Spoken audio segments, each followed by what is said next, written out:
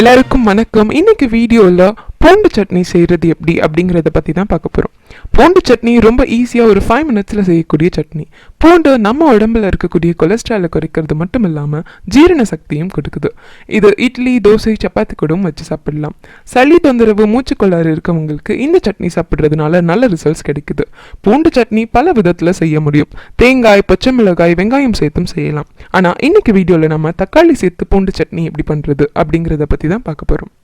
இதுக்கு உங்களுக்கு தேவையான பொருட்கள் பார்த்தீங்கன்னா தக்காளி 2, பூண்டு 15 பல், சிவப்பு நீட்டு மிளகாய் 2, உப்பு தேவையான அளவு, தண்ணீர், சமைக்கிற எண்ணெய் தேவையான அளவு, தாளிக்கிறதுக்கு கொஞ்சம் எண்ணெய், கடுகு, கருவேப்பிள்ளை, உளுத்தம் பருப்பு இதெல்லாமே எடுத்துக்கோங்க.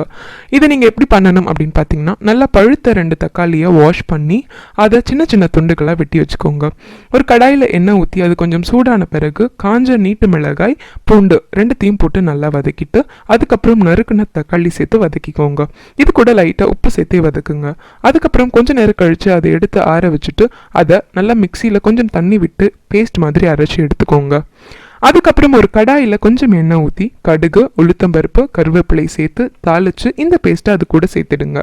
உங்களுக்கு பூண்டு சட்னி ரெடி ஆகிடும். இதை நீங்கள் தோசை, இட்லி, சப்பாத்தி கூடலாம் சைட் டிஷ்ஷாக வச்சு சாப்பிடலாம். இது உடம்புக்கு ரொம்பவே நல்லது.